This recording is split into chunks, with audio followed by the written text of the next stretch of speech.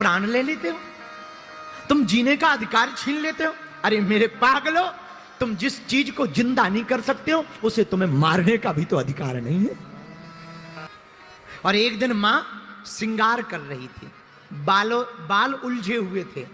मां ने गोद में बैठाया। तुमने देखा होगा माताएं अपनी बेटियों को गोद में बैठा करके बालों को सुलझाती। मां गोद में बैठा करके बालों को सुलझा रही थी। बहुत से पशु लाए जा रहे थे, बड़े बड़े हिंसक जानवर। पशुओं को एक कमरे में बंद किया जा रहा था। सबरी ने पूछा, मां आज मेरा इतना श्रृंगार क्यों हो रहा, ये पशु क्यों आए? मां ने कहा, बिटिया तेरा ब्याह है, तेरी शादी हो रही है और तुझे श्रृंगार इसलिए सजाया जा रहा ताकि तू पति को अच्छी लगे। और ये जो पशु मंगाए ना, इसीलिए मंगाए हैं क्योंकि बारात आएगी तो निमंत्रण होगा, भंडारा होगा, तो कम से कम भोजन की व्यवस्था हो। इनको मार करके मांस से भोजन कराया जाएगा। सबरी को लगा ऐसा गृहस्थ जीवन किस काम का, ऐसा जीवन किस काम का जिसमें दूसरों को मार करके हमारा घर बसाया जाए। ऐसा जीवन किसी काम का नहीं है जिसमें दूसरों को। सबरी ने विचार किया, ये जीव मरेंगे मेरे विवाह में, बाहर में गया ऐसा गृहस्थ, मुझे नहीं विवाह करना, मुझे नहीं शादी करनी। और रात के समय बारात आनी थी, रात को ही सबरी घर से भाग गई। भागते भागते जैसे ही जाने लगी, सोचा मैं तो जा रही हूं, ये बेचारे जानवर बंधे हुए हैं, इनको थोड़ी देर में काटा जाएगा। दरवाजे खोल दिए, सब जानवर जंगल में भाग गए। भागते भागते जानवरों ने सबरी को आशीर्वाद दिया, जा जैसे मेरा बंधन खोला है तेरा परमात्मा बंधन खोलेगा। और सबरी वन में चली गई। पिता ने खूब खोजा पर पाया नहीं। रात के अंधेरे में बेचारी, पढ़ी लिखी तो थी नहीं, जाए कहां? एक पेड़ के ऊपर रहने लगी। दिन भर पेड़ में रहती ताकि पिता पकड़ ना ले। रात को उतरती, बगल में एक आश्रम था मतंग मुनि का। मतंग मुनि के आश्रम में रात को जाती, सफाई कर लेती, थोड़ी सी लकड़ियां लाती, रख देती, कुछ खाने को मिल जाता वही खा लेती।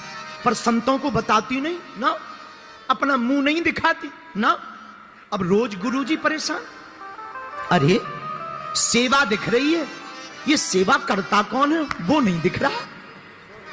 एक दिन रात भर विद्यार्थियों ने जाग कर देखा, चुपके से एक लड़की आती है, सफाई करती है, लीपा पोती कर जाती है, लकड़ियां रख जाती है। सुबह रात को ही सब विद्यार्थी पकड़ के ले गए गुरुजी के पास। बेटी तुम कौन हो? महाराज मैं दूर से ही प्रणाम करती हूँ। महाराज मैं सबरी हूँ, भिलनी की जाति से हूँ, मैं बहुत छोटी जाति से हूँ। अरे बेटी तो क्या हुआ, आ इधर बैठ। महाराज आप संत महात्मा हैं, हम आएंगे, आप पवित्र हो जाओगे। अरे तू टेंशन मत ले, कहीं कोई बेटी के नजदीक बैठने से पिता अपवित्र होता है? तू मेरी बेटी है, आ। बेचारी बैठ गई। उसने अपनी आप बीती बताई। पता है मतंग मुनि ने क्या कहा? मतंग मुनि बोले, बेटी अरे तू टेंशन मत ले, अब तू आ गई है, जाना मत, यही रहे। महाराज पर तुम्हें लोग क्या कहेंगे?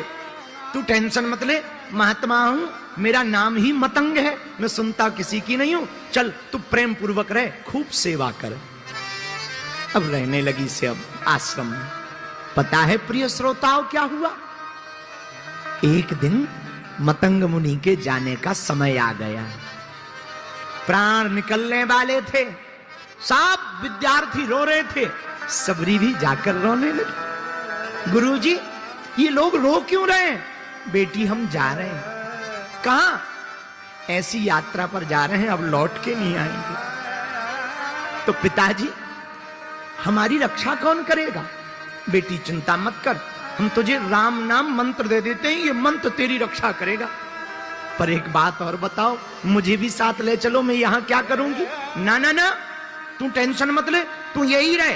बेटी हम तुझे वचन देते हैं, अपनी भक्ति के बल पर तू यही झोपड़ी में रहना। देखना जब त्रेता युग आएगा, ढूंढते ढूंढते राम तेरी झोपड़ी में आएंगे। एक वचन